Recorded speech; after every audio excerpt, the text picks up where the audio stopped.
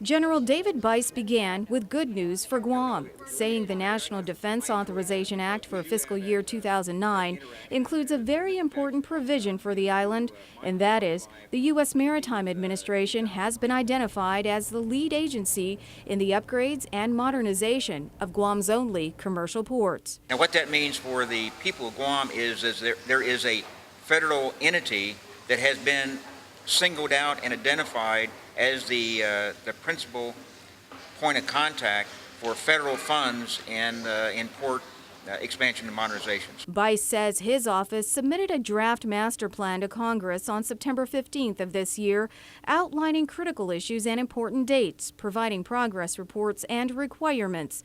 Bice says there will be some environmental issues associated with the move that'll require their focus prior to finalizing the master plan.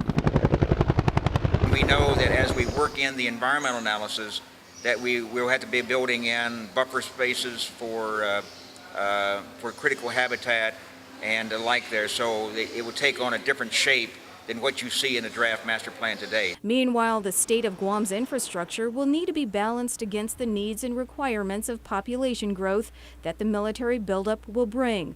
Not only is sufficient power supply a concern, but so too is the island's water and wastewater systems. Northern part of the island, a lot of septic systems.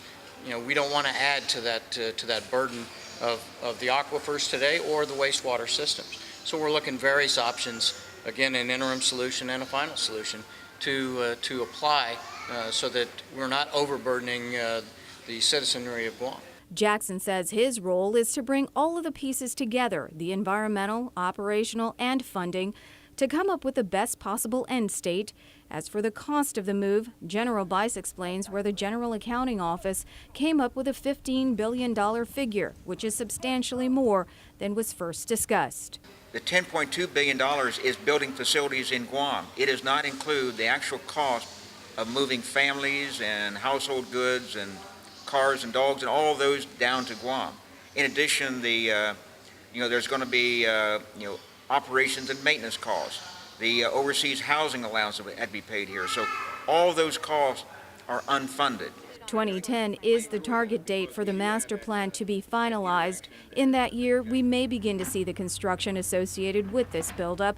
And when all is said and done, they hope for Guam and parts of the Marianas to be built up into a world-class training center for the U.S. Marines. Modernizing and making Guam and the CNMI a world-class training center out here.